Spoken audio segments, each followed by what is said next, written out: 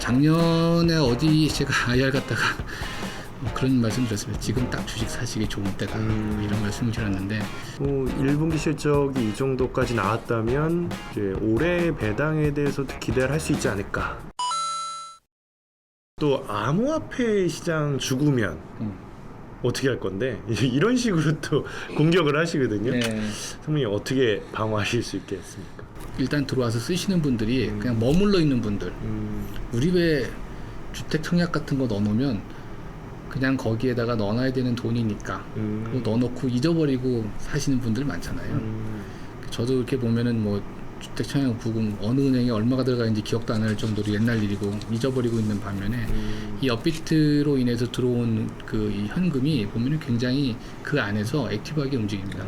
MAU를 보면 그 숫자가 굉장히 그 빨리 증가하면서 계속 이렇게 움직이고 있다는 얘기는 그분들이 그걸 가지고 주거래 은행 내지는 필요한 거래를 거기서 많이 하시는 건데 그게 업비트뿐만이 아니고 아까 말씀하셨듯이 그 중고 거래를 할 때 그 이용하시는 분도 있고 그러니까 이게 중요한 거는 그냥 머물러 있고 있는 돈이면 정말 문제가 있는 건데 돈이죠. 돈에 대한 그 활동이 계속 이루어지고 있다는 게 굉장히 중요한 포인트인 것 같아요. 그 저희가 거기에 대해서 그걸 계속 유지할 수 있게끔 가치를 제공해야 되는 게 중요한 거고 주요 고객이 한 30에서 이제 50대 이렇게 20에서 30에서 50대까지 이렇게 어떤 특정 목적을 가지고 은행을 이용하시는데 액티브하게 쓰시는 분들, 그 다음에 자연스럽게 쓰실 수 있는 분들 이런 것들이 편하다고 생각하시는 분들이 주로 고객이기 때문에 이분들에 대한 그 노력을 지금 많이 하고 있습니다. 그래서 뭐 과거에 비해서 애플리케이션 앱이죠. 앱의 그 UI를 바꿔서 좀 더 편하게 할 수 있게 한다든가 기존 은행과 차별이 있고 편리하게 서비스를 제공할 수 있다든가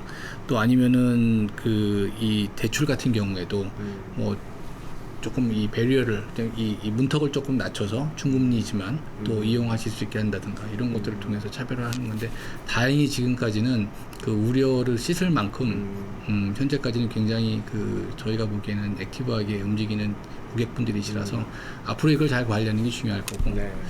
K뱅크를 투자자분들이 간과하시면 안 되는 게 카카오뱅크를 보면 일단 그 이 회사가 작년 12월에 외부 투자 유치를 받았을 때 PBR 5배 기준으로 받았어요. 그리고 네. 지금 장외 시장에서는 10배 기준으로 거래가 되는 상황이거든요. 물론 뭐 상장될 때 그 밸류가 어떻게 될지는 그렇죠. 좀 봐야 되겠지만 네네.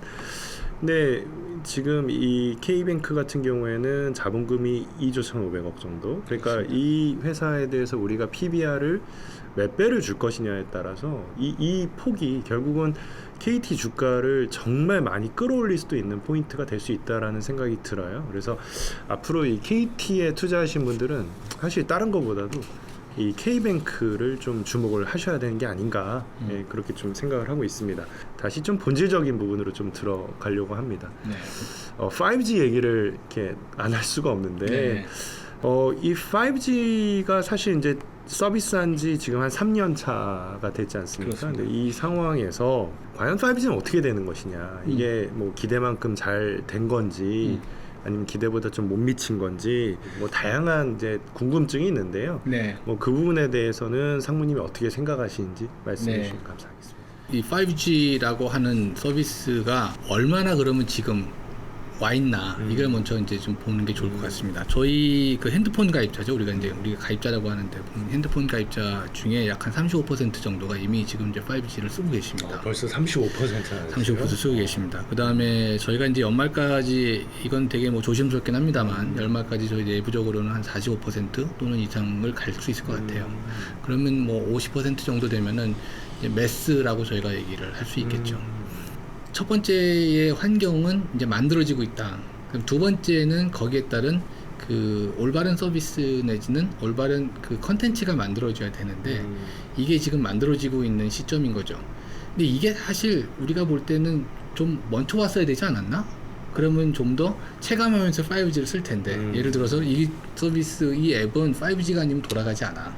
근데 너무 좋아. 그러니까 5G를 써야 돼 라고 했으면 좋을 텐데 이게 지금 순서가 뒤바뀐 듯한 느낌이 좀 있죠. 근데 위원님 잘 생각해 보시면 우리가 3G에서 LTE로 넘어올 때 약간 현상이 그랬습니다.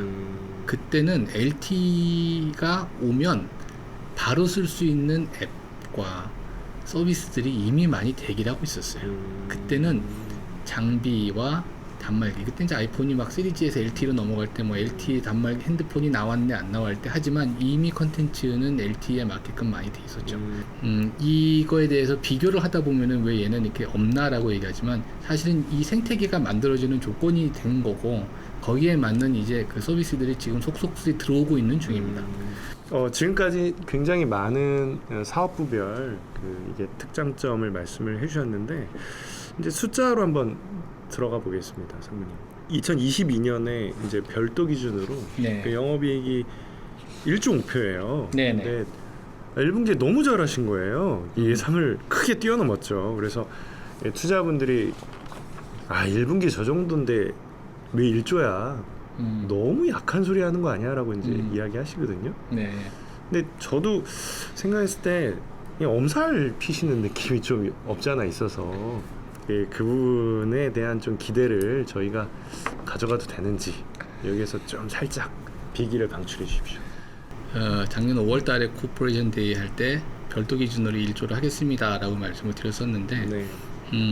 당시가 20년 5월이니까 그때 갖고 있었던 19년도에 그 저희 실적 성적표를 보면 네. 당시가 이제 뭐 7,400 한 70억 정도 했습니다. 7,500억 조금 안 되는 그 금액에 이제 영업이익을 냈었고 그 이후에 작년에 이제 그 말씀을 1조를 드리고 이제 작년 기준으로 보면은 이제 별도 한 이제 8,780억 정도 했습니다. 8,782억을 했으니까 그럼 이제 가고 있는 거죠. 네. 그럼 이제 올해는 얼마만큼 갈 건지는 이제 퀘스천 마크인데 그럼 저희가 한 가지 말씀드린 거는 2022년에는 1조를 하겠습니다. 라고 했으니까 19년도 성적표와 20년도의 목표를 22년도의 목표 이렇게 줄을 쭉 거보면 네. 이제 이 목표에 대한 그 기대치가 나오는 거죠. 근데 저희가 지금 이렇게 약간 머리를 든 꼴입니다.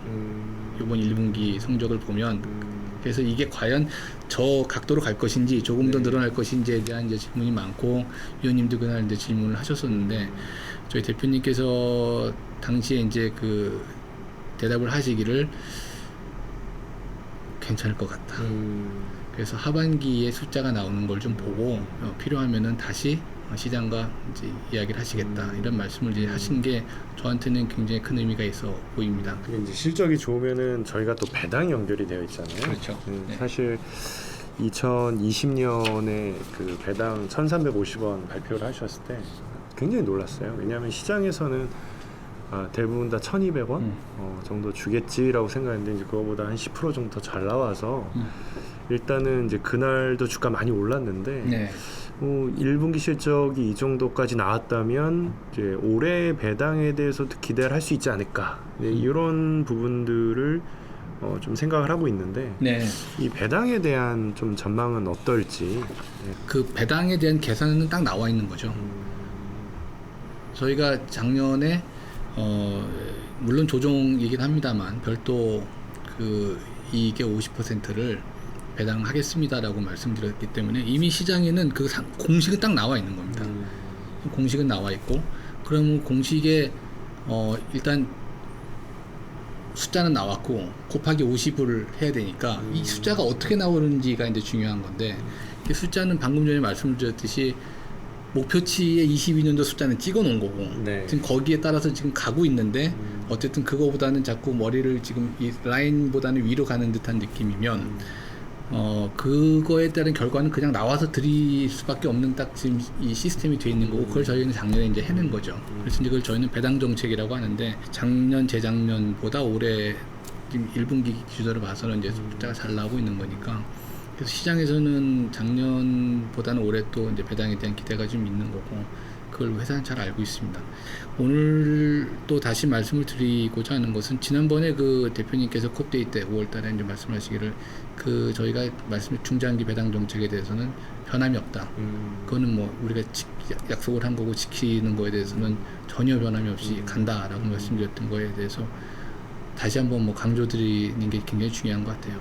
이제 앞서서 제가 처음에 시작할 때 그 올해 주가 상승률로 보면 KT가 글로벌 통신주 중에 1등 찍었다라고 이제 말씀을 드렸는데 이거는 이제 저도 처음 본 결과라 굉장히 얼떨떨해요. 그리고 네. 익숙하지도 않은데 사실 투자자들이 이제 저한테 많이 물어보시는 게 네. 주가가 올랐지만 그래도 이걸 냉정하게 보니까 저평가되어 있는 것 같거든요. 되게 고민을 많이 하고 있습니다, 투자자분들이. 아, 이걸 여기에서 이제 따라가야 되냐, 아니면은 그냥 잊고 다른 종목 사야 되냐, 이제 이런 질문들을 많이 하시는데 사모님 어떤 조언을 해주시고 싶으신가요? 이 부분에 대해서? 저희 회사에 두 가지 큰 그 목표가 있습니다. 그거를 잘 이행하는지 보시면 그게 아마 향후에 요번에 투자를 하셔서 다음 달에 뭐 이렇게 실현하시려는 게 아니라면 그 두 가지를 좀 잘 봐주십시오라고 이제 제가 드리는 말씀이 크게 있는데, 그게 성장성과 안정성입니다.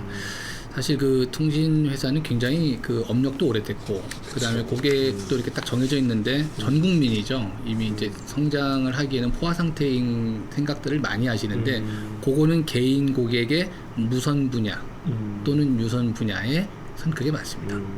그런데 전체적으로 놓고 보면 회사가 성장할 수 있는 방법은 찾아야 되는 거고, 그거를 어떤 데는 다양화하는 또 이 회사도 있죠.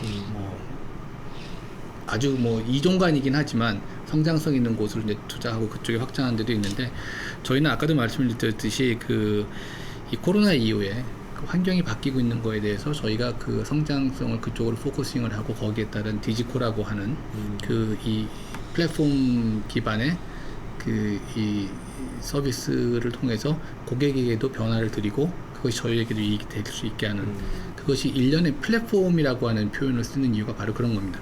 쭉 이렇게 이제 플랫폼 일종의 판이잖아요. 이렇게 쭉 서비스가 있으면 어떤 분들이 오셔서 필요한 걸 쓰시고 가실 수 있게, 이 안에서 모든 걸 다 해결할 수 있게끔 하는 이 인프라를 갖고 그걸 제공하고자 하는 것이 이제 저희가 디지털 플랫폼이라고 얘기합니다. 여기에는 B2B도 있고, 아까 말씀드렸듯이 이제 미디어도 있고, 그 다음에 금융도 지금 이제 이 온라인으로 이루어지는 이 금융이라고 하는 거에도 이제 다 역할을 하게 되고, 이런 것들이 성장의 포인트를 갖고 있는데, 저희가 이미 갖고 있거나 또는 이미 잘 하고 있던 것을 잘 정렬화시켜서 현재 바뀌고 있는 시장에 정합을 하면 그것이 꾸준히 성장을 할 수 있는 발판이 된다. 이게 뭐 우리가 안 해본 건데 한번 음식점을 한번 해보겠습니다. 내지는 저희가 슈퍼마켓을 한번 크게 해보겠습니다. 이건 다른 얘기입니다. 이거는 저희가 이미 잘하고 있고, 이미 저희가 그 많은 고객분들과 소통을 하면서 이루어지고 있는 사업에 대해서 이 플랫폼 하라고 할 수 있는, 그래서 이제 디지털 플랫폼 컴퍼니가 이제 디지코가 되는 거고, 그 성장이 앞으로 굉장히 중요할 것 같은데, 저희는 지금 이 AIDX, ABC라고 얘기하는 아까 그 부분이 향후에는 매출의 50% 이상을 차지하도록 목표를 세우고 좀 진행하고 있습니다. 요게 잘 가는지 보시고 이게 되겠다 싶으면 굉장히 그 정체돼 있고 무겁지만 또 성장을 할 수 있는 그 회사의 면모를 좀 봐주시는 게 중요할 것 같고요. 두 번째는 이제 안정성이죠. 그렇다고 위험한 데 투자하실 수는 없으니까, 그 안정성이라는 거는 아까 제가 말씀을 드렸듯이 목표를 가지고 명확하게 그 목표에 따른 결과가 나오면 어떻게 그것을 투자자분들한테 환원할 수 있는지에 대한 것을 정확하게 말씀을 드렸고, 이게 잘 이행되는지 보시면 굉장히 이 두 개가 중요한 포인트인 것 같아요. 제가 알기에는 통신사 중에서 저희가 아마 유일하게 그 목표와 그 다음에 배당 정책을 정확하게 말씀을 드렸고, 그것을 지금 기대하시는 거는 사실은 그 두 가지의 정책이 잘 이해가 되셨기 때문에 고민하고 계시는 거라고 생각을 합니다. 잘 이행하고 성장하면서 숫자가 커지고 거기에 곱하기 50 했더니 숫자가 1,500원, 1,600원 되더라. 그러면 나름 지금도 많이 됐지만 그걸 작년 수익률을 이렇게 곱해보면 지금 주가보다는 많이 올라가도 아직은 여유가 있구나, 이렇게 이제 생각을 해보시면 지금도 제가 보기에는 크게 늦지 않았다. 네. 작년에 어디 제가 IR 갔다가 그런 말씀 드렸습니다. 지금 딱 주식 사시기 좋은 때다, 이런 말씀을 드렸는데 조심스러운 얘기긴 합니다만, 저희는 뭐 아직도 그 폭은 굉장히 많이 남았다, 이렇게 생각을 합니다. 저도 이제 사실 오늘 요 자리를 가지면서 제가 몰랐던 말씀을 굉장히 많이 해주신 것 같아요. 네. 좀 많이 부끄럽고요. 빨리 사무실에 들어가서 KT를 또 분석 열심히 해서 자료를 또 내야 되겠다라는 이 다짐을 하게 되네요. 감사합니다. 상무님 오늘 너무 수고 많으셨고, 별 말씀을요. 네. 그리고 이 방송을 보시는 이 KT의 주주분들도 앞으로 좋은 일 많이 생기실 것 같습니다. 네. 수고하셨습니다. 감사합니다. 네, 감사합니다. 네. 네.